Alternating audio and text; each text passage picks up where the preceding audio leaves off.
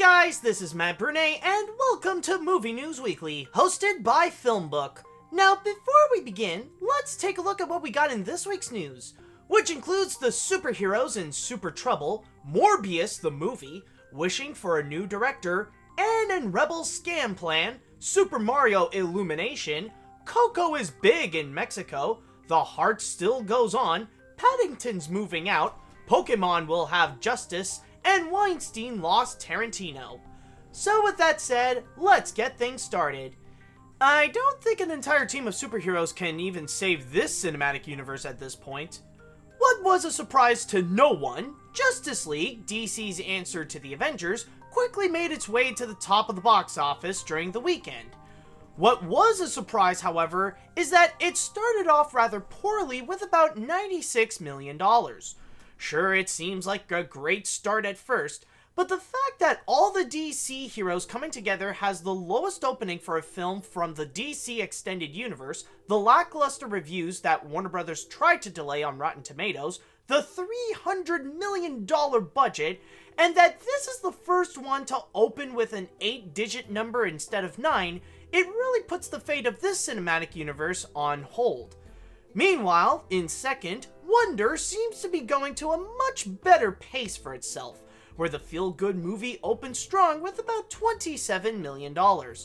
As for Sony's Christian animated film, The Star, it did surprisingly a bit better than what people would expect from a film like this, but not by much, with a $10 million opening. Behind films like Thor Ragnarok with almost $22 million in third, Daddy's Home 2 with almost $15 million, and Murder on the Orient Express with almost $14 million. Are you from the Spider-Man comics? Want a movie now? Then head on down to Sony. Sony Pictures has hired Burke Sharpless and Matt Sazama in order to write the script for another Spider-Man spin-off film, this time focusing on Morbius the Living Vampire. The character first made his appearance in the comic Amazing Spider-Man number 101, where Dr. Michael Morbius tried to cure his rare blood disease, but instead made himself a vampire and fought Spider-Man.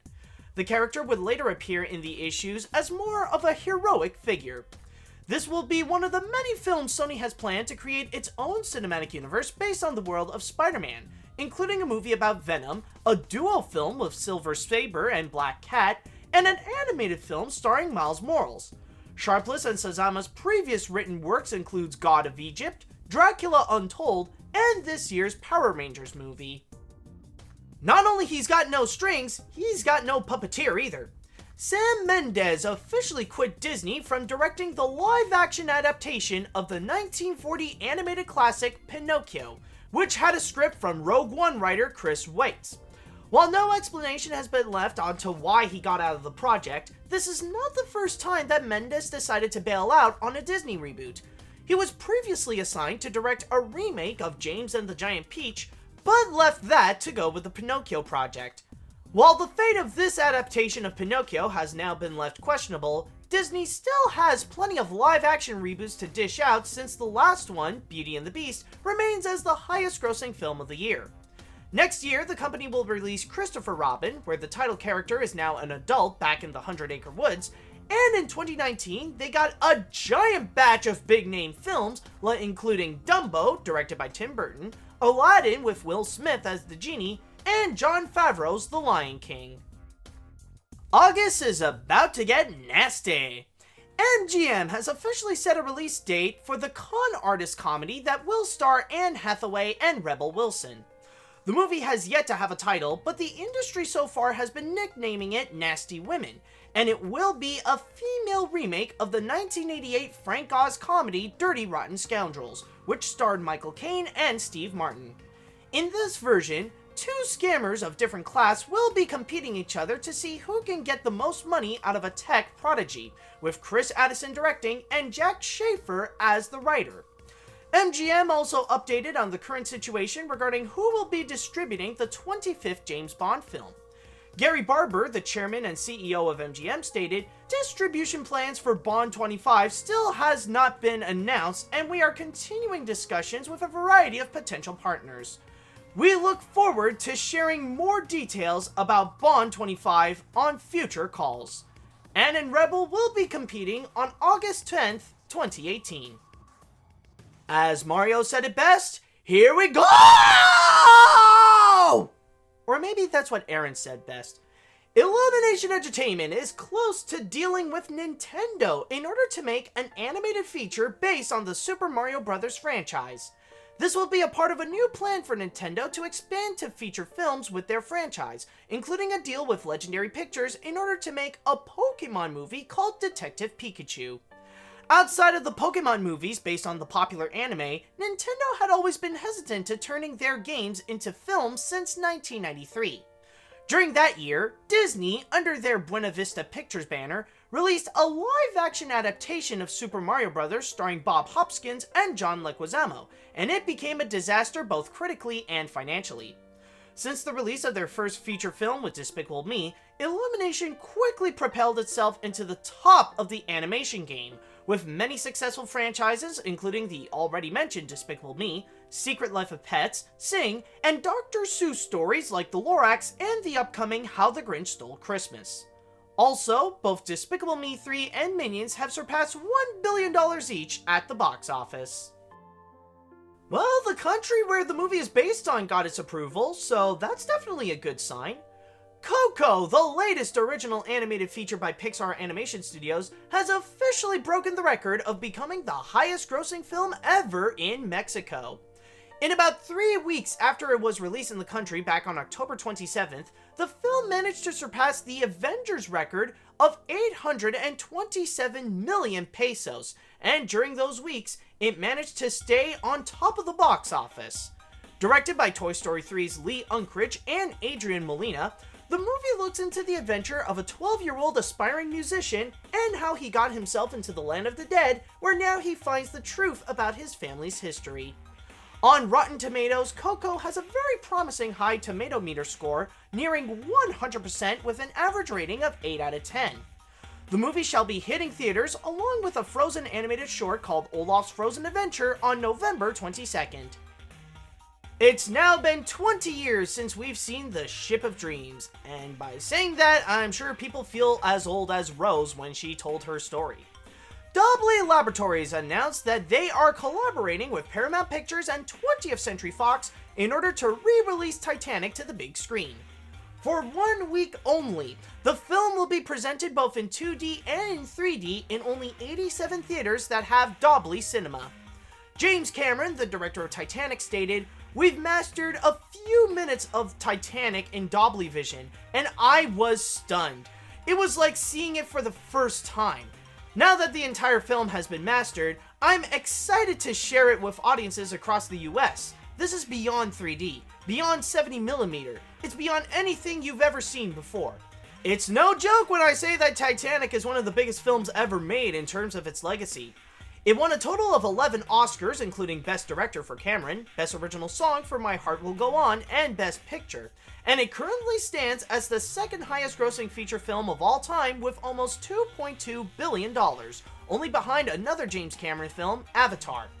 The movie will return in a few theaters starting December 1st. I guess the Warners fancy some marmalade. Warner Brothers decided to take the distribution rights of the sequel to Paddington from the Weinstein Company. Reports did not seem surprised that this company would be the one to do the job, since one of the producers, David Heyman, also is a big player in the company by helping out with all the Harry Potter movies, including the Fantastic Beasts films and Gravity. The reason why Paddington is moving distributors is because of the massive controversy that looms over the Weinstein Company. Ever since co-founder Harvey Weinstein got bombarded with sexual harassment and assault claims, the company has since edged closer and closer to bankruptcy, as filmmakers immediately distanced themselves and took their movies away from the company, including the ones who made Paddington 2. Even with a new distributor, the sequel is still scheduled to be released on January 12, 2018.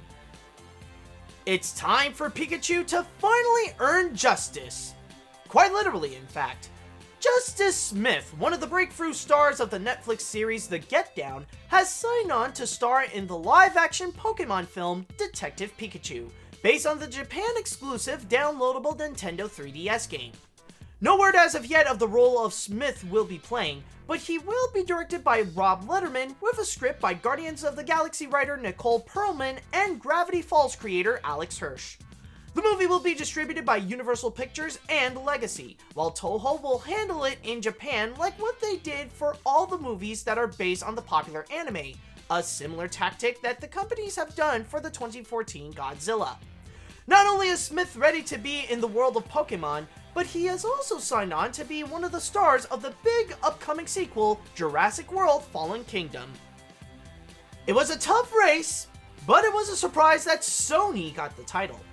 Sony Pictures officially got the worldwide distribution rights to Quentin Tarantino's next feature film.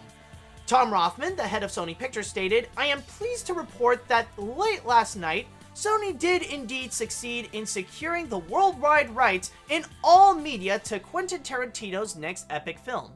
I was looking forward to sharing the news with you all myself this morning, but unfortunately the story got leaked. It was said to be the biggest battle for the rights to distribute a film since the 25th James Bond movie, and Tarantino had a choice from every major studio except for Disney. While his next film doesn't have a title yet, it's said to be in the late 1960s and early 1970s. He's hoping to have a big-name cast, including Margot Robbie as Sharon Tate, and talked with Leonardo DiCaprio, Tom Cruise, and Brad Pitt to possibly be the main leads. The big reason for the move, similar to Paddington 2, is because Tarantino is looking for an escape from the Weinstein Company. He originally planned to make the film with Weinstein, but the big controversy proved that it would be impossible at this point. And that's all I've got for this week. Thank you guys so much for watching, and don't forget to head on down to film-book.com for all the latest movie and TV news, along with their columns on the box office and their theatrical release schedule. Also, you can follow them on whatever social media you'd like. And while you're at it, you can follow me on my YouTube, Facebook, and Twitter if you're more into stuff like animation, Disney, and my weird sense of humor. If you were watching this on YouTube, then hit that like button and come subscribe to us, and also leave a little comment on what you think on the news this week. If you were listening to this on a podcast on iTunes or any other podcast service, then don't forget to rate and review what you just heard. Tune in next time for another round of Movie News Weekly, and until next week, see you later, dudes!